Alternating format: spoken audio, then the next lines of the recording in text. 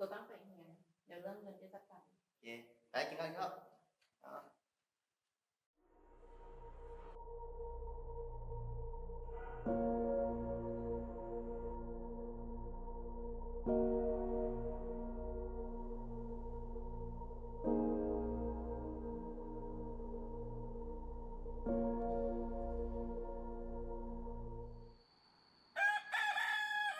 ไปเนี่ยสวยดิ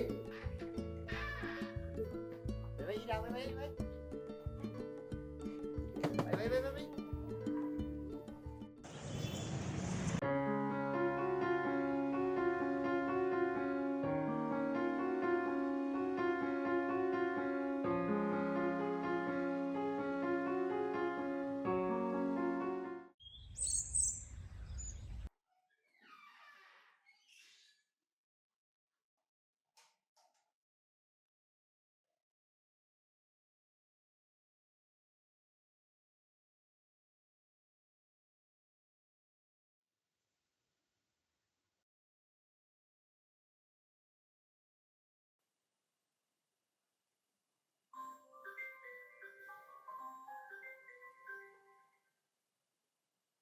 ฮัลโหล เจ้าเป็นพี่น้องของนางดาวธิดาบ่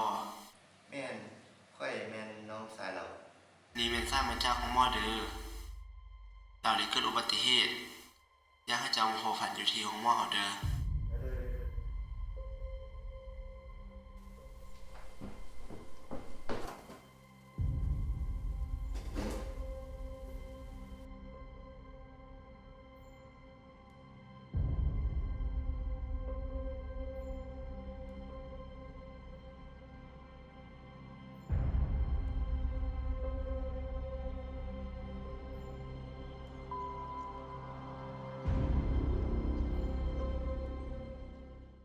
อเล็กเอ้ยนี่จะเป็นจดหมายฉบับสุดท้ายเอ้ยรู้ตัวดีว่าร่างกายเอ้ยฮอดขีดจำกัดแล้ว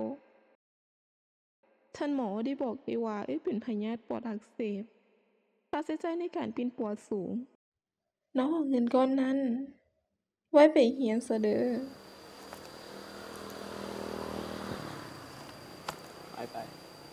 ไปเชียว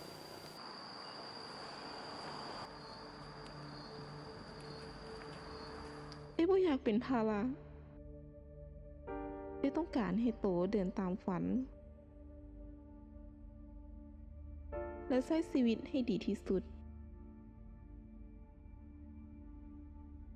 นั่นคือความฝันเดียวของเอ้ยจากเอ้ยดาว